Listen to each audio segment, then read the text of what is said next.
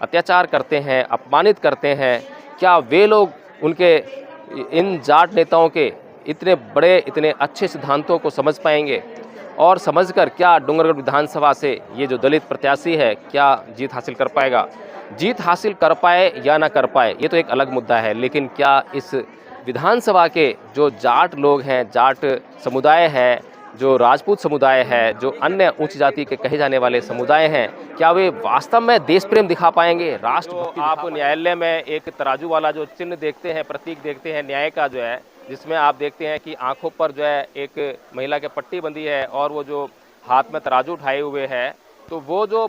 Symbol है वो यहाँ पर सबसे पहले स्थापित किया गया और यहीं से कहा जाता है कि परम पूज्य बाबा साहब डॉक्टर भीमराव अम्बेडकर ने उसको ग्रहण किया।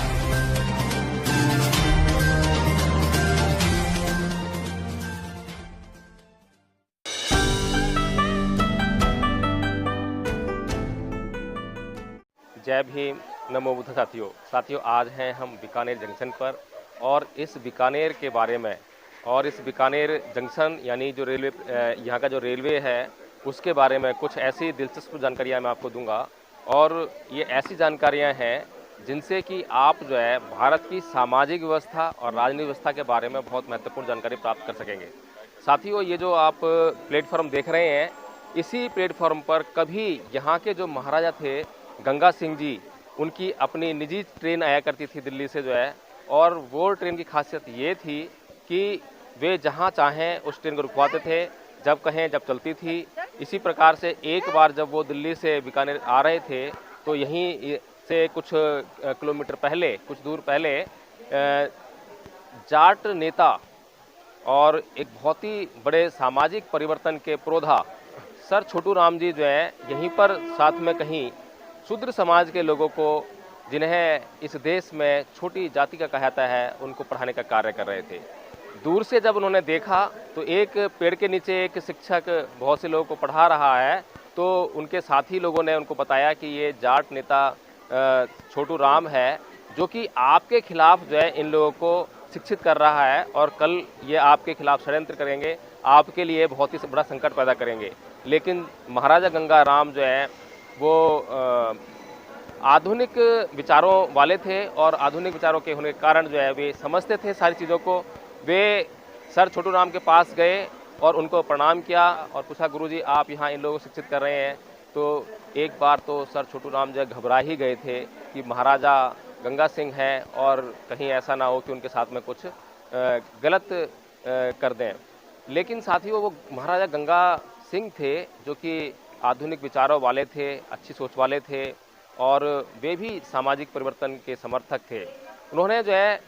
सर छोटू राम को कहा कि आप बहुत अच्छा काम कर रहे हैं कि इन लोगों को पढ़ा रहे हैं, शिक्षित कर रहे हैं, आप ये पेड़ के नीचे पढ़ा रहे हैं, आपके लिए मैं यहाँ पर एक कमरा बना देता हूँ और आप उसमें इनको पढ़ाने का काम कीजिए। तो इस प्रकार से साथियों वहाँ पर उन्होंने एक कमरे की व्यवस्था कराई और फिर सर छोटू राम ने वहाँ पर पढ़ाना शुरू किया। आज वो कमरा जो है बहुत बड़ी यूनिवर्सिटी के रूप में तब्दील हो गया है।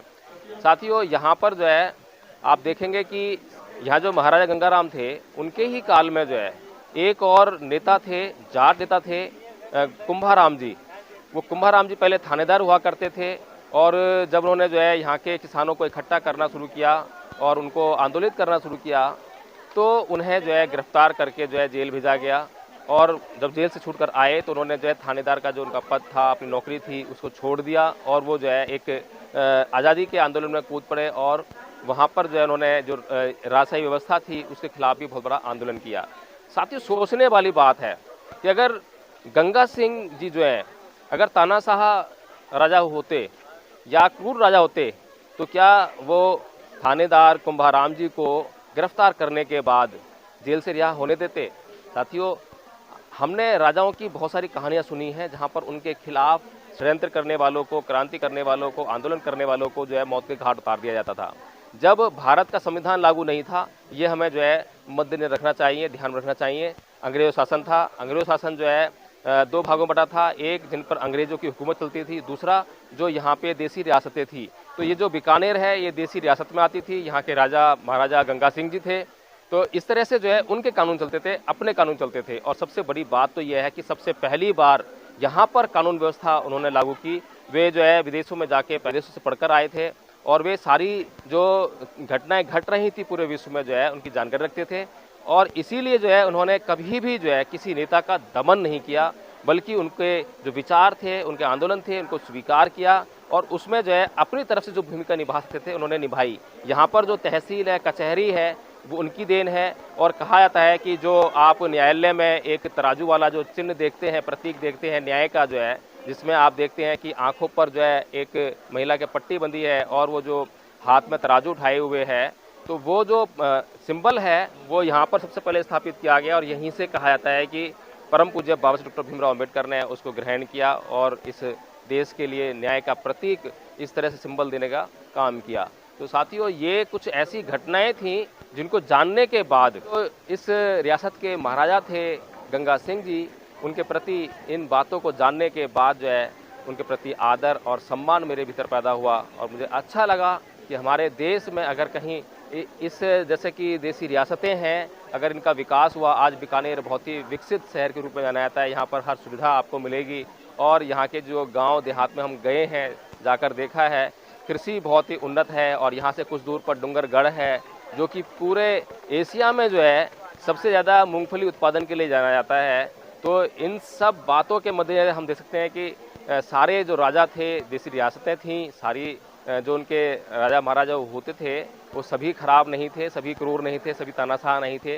अच्छे लोग भी थे। जब मुझे ये जानकारी प्राप्त हुई तो मुझे लगा कि इस पर एक वीडियो बनाना चाहिए, इसीलिए मैंने ये वीडियो बनाया है। मुझे लगता है कि आपको भी जानकारी अच्छी लगी होगी। अगर आपको जानकारी अच्छी लगी है तो इसको जो है लाइक करें, इसको शेयर करें और कमेंट के माध्यम से बताएं कि आपको ये जानकारी कैसी लगी। तो साथियों, आपको जो है गंगा सिंह जी के बारे में जानकर, कुंभाराम जी के बारे में जानकर और जाट नेता सर छोटू राम जी के बारे में जानकर कैसा लगा, क्या सोचते हैं आप?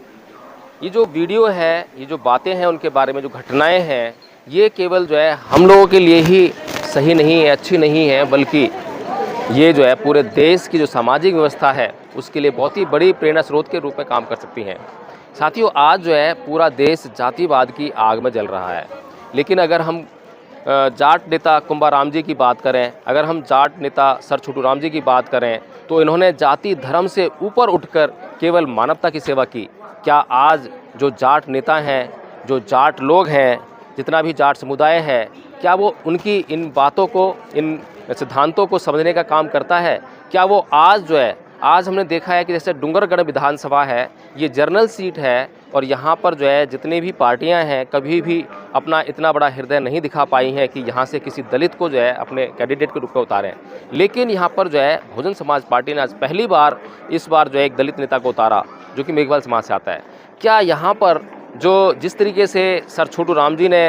इस देश में राष्ट्रवाद का एक बड़ा उदाहरण पेश किया, कुंभाराम जी ने इस देश में एक राष्ट्रवाद का बहुत बड़ा उदाहरण पेश किया और बड़े दिल के साथ में काम किया और उन लोगों के लिए काम किया जो पददलित थे, जो गरीब थे, जो मजलूम थे, जो किसी न किसी वजह से अत्याचारों को सहन करने के लिए मजबूर थे। तो क्या इस डूंगरगढ़ के और इस देश के ये जो ऊंची जाति कहे जाने वाले लोग हैं, जो ऊंची जाति के दंभ में आज भी कहीं ना कहीं किसी न किसी पर जुल्म करते हैं, अत्याचार करते हैं, अपमानित करते हैं, क्या वे लोग उनके